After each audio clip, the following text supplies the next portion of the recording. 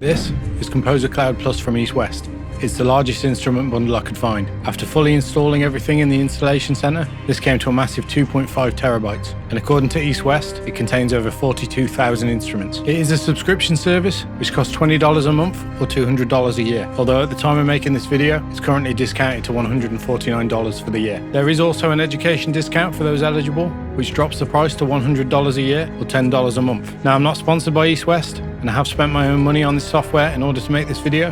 With all that being said, let's make a beat. So before actually turning the camera on, I've actually taken a look through the instrument, and honestly, there's so much stuff in here. Most of it's orchestral, but there is kind of a little bit of everything. So I'm just going to start off in Goliath, which literally is a bank of a little bit of everything, and use this Bassline. Sorry if I pronounced that wrong. First, I'm working at 86 BPM. I'm just going to place an 8-bar MIDI clip. I'm going to set this to my usual C# minor. It's my favorite scale to work in. And I'm just going to start by putting some bass notes down. I'm just going to bring this one down, just with the connecting note in between.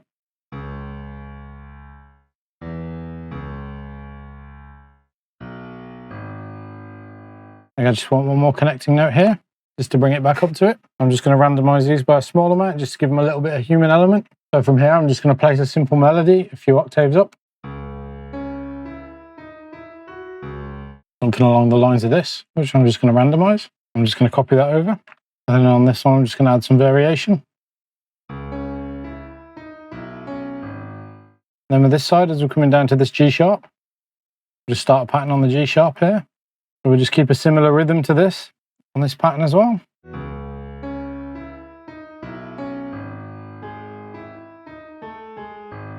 And then on this last one here, we'll switch this up.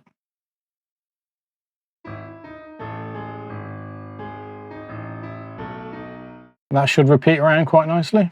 I just want to take the velocity of these bass notes down further. I'm just going to grab all of these top notes and just randomize them again. From here, we can now fill out this middle section with some chords. So we'll just start nice and easily on the root note. Fill out a simple minor chord here. I'm just going to delete the middle note out of it. I think I just want that to hit on a rhythm like this.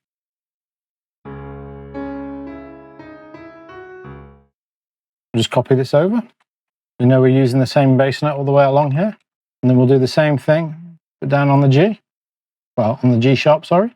Like how it accents this note here with these.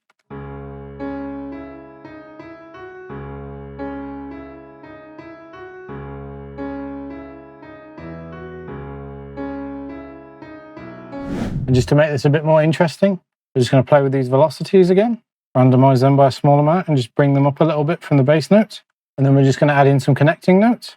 As we can see, this is an E here. We'll bring this in on the E here.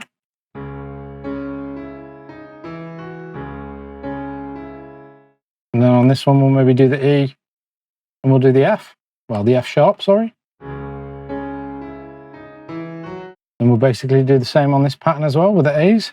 And then on this one, double it up like that. And just to further them a bit more, we'll add in some notes that are slightly different, on a slightly different rhythm. Maybe we could add one in here. Do that all the way along. And then on this pattern here, we'll do something similar. Now all these notes in the middle here, I just want to grab them all, hit randomize, and just soften the velocities on them.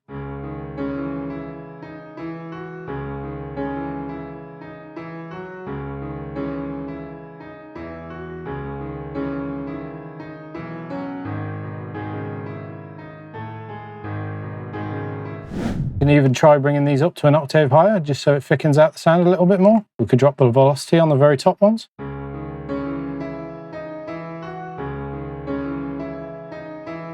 Take out some of the subby and mud frequencies from below 100 Hz.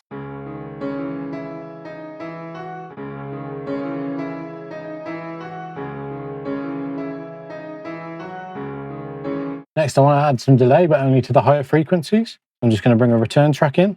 I'm just going to bring an EQ8 in on the return track, filter out a lot of this, and we'll add a replica to it. So what this will do is only add the replica to anything above this frequency here. We can blend how much of this we want using this. It's basically parallel processing. So for the moment, I'll just leave it at 0. So if I solo this return track now, you'll hear that it just affects these higher frequencies. I want it quite echoey like this. But then we'll use the volume slider here to blend it back in with the original. So if I unsolo that and bring it all the way down.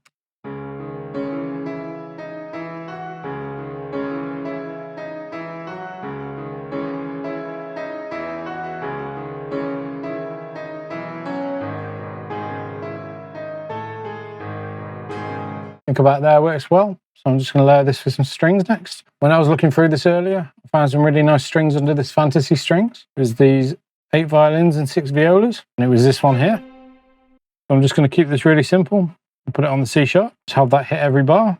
And then at the end here, we'll have the B, just like we do in the piano. If I copy that over there, but just bring these down to the G sharp. And just to thicken this sound out, I'm going to layer it with an octave below. And just to add a little bit of movement to this, I'm just going to pull these in, but only on the higher octave.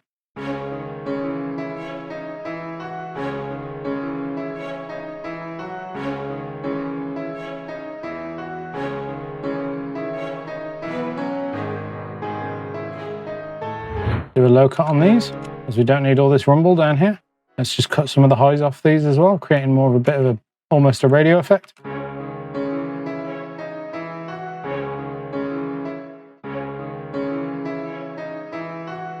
The next layer, I think I want to add some violins or maybe some kind of legato strings. I'm just going to try out this Hollywood Strings Violins Divisi Long on this detache setting. Don't know if I'm saying any of this correctly.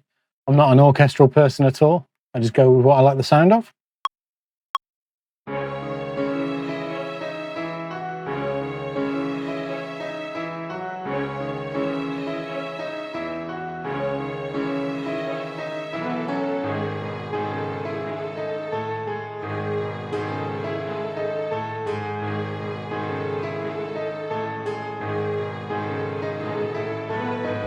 Now I can see with this, it's only really playing on the left side.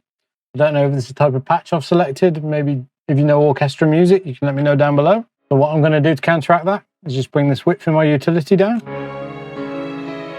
As you can see, that makes it a bit more stereo over both sides. Quick low cut. Small amount of reverb. So now that I've got those strings in, I'm just going to see if I can find a nice kind of orchestral percussion. Maybe a tubular bell. I use those quite a lot in beats. See what's in here, maybe on the metals. I think maybe this orc chimes. So I've just kept this really simple. Started with a root note here, and then I've used the A to connect it into the G sharp. And I've just used the A again to connect it into the C.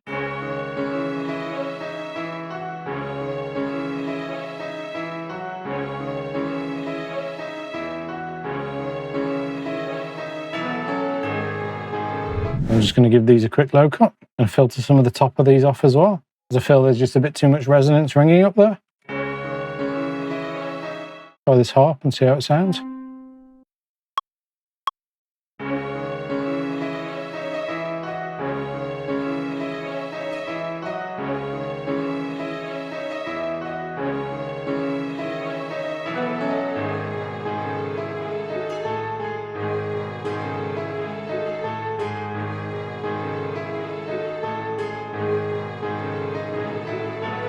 So this harp will just play where these strings don't play, kind of like a call and response from the one to the other. I really like the way these lower ones blend with the piano. I think they sound fire together. So lastly, for the melody, I'm just going to put down one more layer. And I've settled on this Hollywood Fantasy Strings, and this is a dulcimer. I'm just going to put a kind of straight run up the scale and then a straight run down the scale.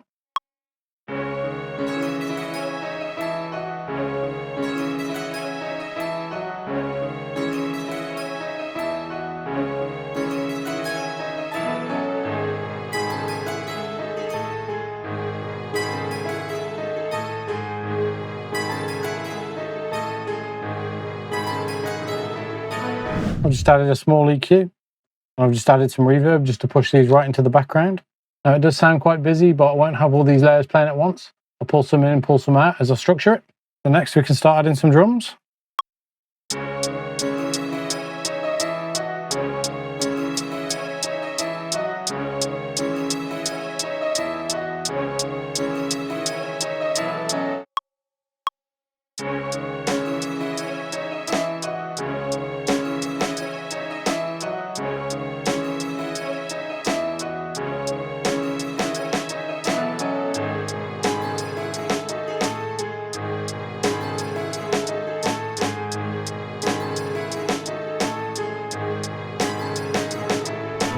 I like the way this snare sounds, but I just want to thicken it up a little bit. So I've just layered it with a second snare.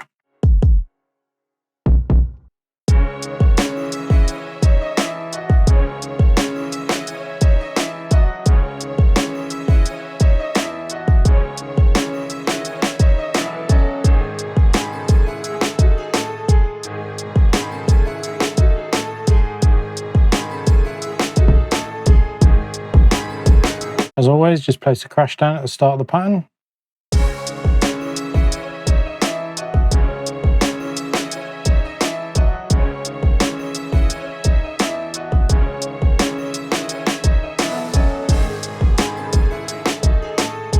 Find an open hi-hat to add to this, and maybe just add these here.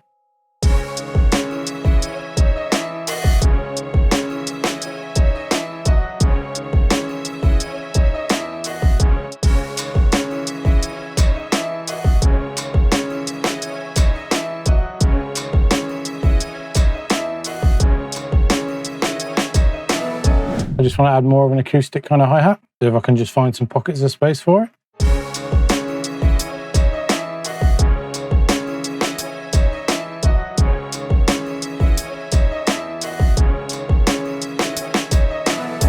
All that's left to add now is a bass. Let's see what we can find in Opus.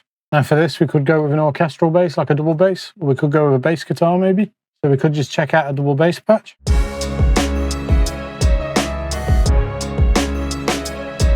I don't think it's quite what I'm looking for, so I'm going to see if I can find a bass guitar.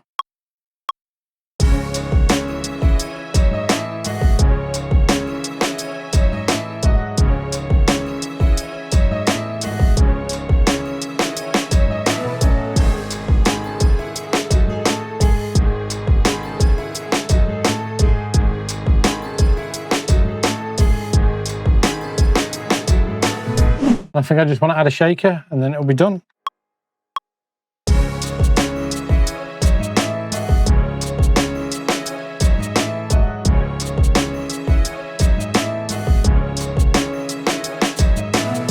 Randomise and just drop the velocities a little bit.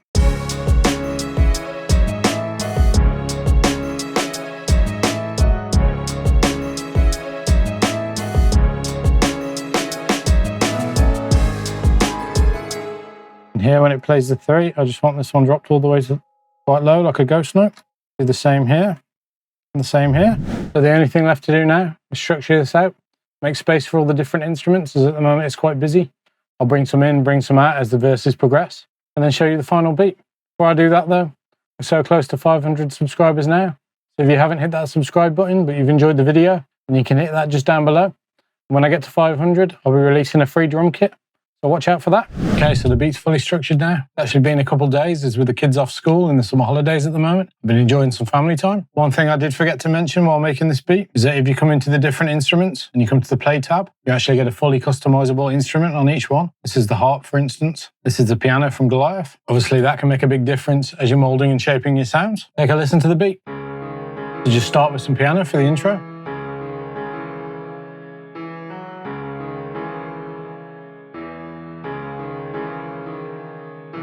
Bring some more elements in here.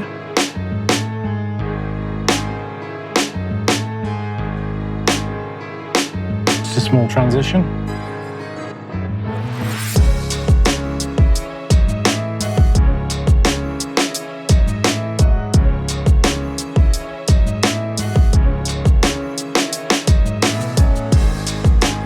I like how the harp and the dulcimer combine. It kind of gives it almost a Middle Eastern feel at times.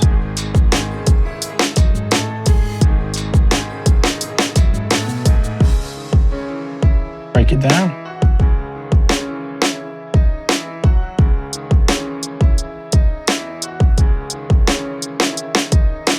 Bring back some bass.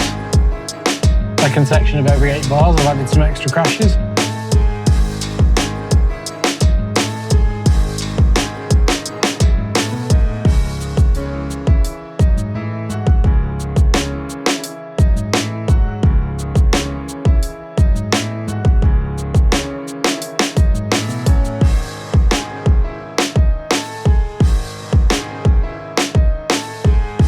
Break it down really empty before it goes back into the chorus.